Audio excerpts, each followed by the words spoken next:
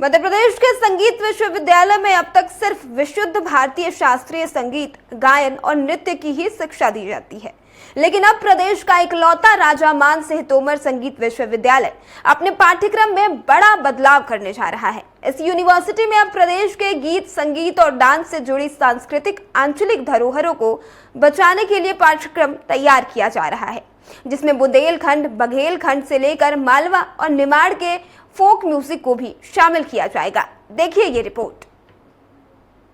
चंबल के प्रमुख कला एवं संगीत महाविद्यालय में ग्वालियर अंचल के लांगुरिया नृत्य, टेसू, झिंझी, विवाह, प्रेम गीत, छापा, चित्रकारी, नाटक, फाग सहित लोकगीत व कला की पढ़ाई होगी। राजा मानसिंह तोमर संगीत विश्वविद्यालय द्वारा साल 2025-26 के नए शैक्षणिक सत्र में इस सर्टिफिकेट को शुरू करने की तैयारी की जा रही है। इस पाठ्यक्रम को शुरू करने के पीछे मुख्य उद्देश्य लोक कला को बढ़ावा देना है। उसको बताया जाएगा कि हमारे यहाँ ये नए कोर्सेज या ये पाठ्यक्रम में समाहित किया गया है।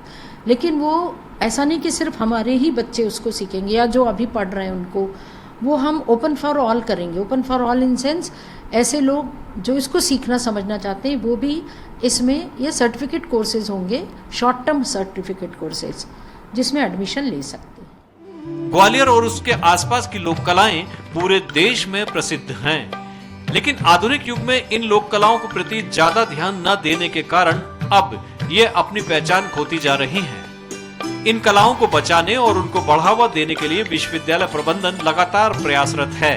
कक्षा 12वीं के बाद होने वाले इन सर्टिफिकेट कोर्स में सभी तरह की लोक कलाओं के साथ नृत्य, संगीत, नाटक एवं चित्रकारी शामिल किए जाएंगे। वहीं छात्र छात्राएं भी इसे लेकर बेहद खुश हैं। उनका मानना है कि विश्वविद्यालय का ये निर्णय बहुत ही अच्छा है। इससे उन्हें क्षेत्रीय कला और संस्कृति को समझने और उसे अपनी विधा में शामिल करने का मौका मिलेगा। कुछ नया हम कर पाएंगे। ग्वालियर चंबल संभागीय है तो हम इस चंबल में बहुत कुछ अच्छा सीख सकते हैं। उसका मतलब उसकी धरोहर को हम जान सकते हैं, उसका नृत्य कैसा होता है, ये सारी चीज़ें हम सीख सकते हैं इसमें। और इससे अच्छी बात क्या होगी, हम आगे भी इसको और भी जगह, किसी भी जगह में अगर परफॉर्म करेंगे तो हम अपने इस चंबल संभाग को रिप्रेजेंट करेंगे। सर बहुत अच्छा लग रहा है और हमें नई नई एक्टिविटी मिलती रहे तो और अच्छा है। कथक तो हम करते हैं, अदर स्टाइल भी करें तो उससे भी इससे अच्छा क्या हो सकता है। हमें नया स्टेज मिलेगा, कथक का तो मिलता ही, अदर स्टाइल का भी मिलेगा स्टेज, उससे अच्छा क्या हो सकता है। हाँ, मालवा, बुंदेलखंड, आदिवासी जो भी नृत्य हैं हम कर सकते हैं, क्योंकि हम क्लासिकल कर लेते हैं ना, इसलिए अदर नृत्य भी कर सकते हैं हम लोग। बहरहाल संगीत के क्षेत्र में ग्वालियर घराना शुरू से ही विश्व प्रसिद्ध रहा है। भारतीय संगीत को बढ़ावा देने में ग्वालियर का खास स्थान माना जाता है। यह क्षेत्र संगीत सम्राट तानसेन की तप स्थली और संगीत साधना का केंद्र भी रहा है।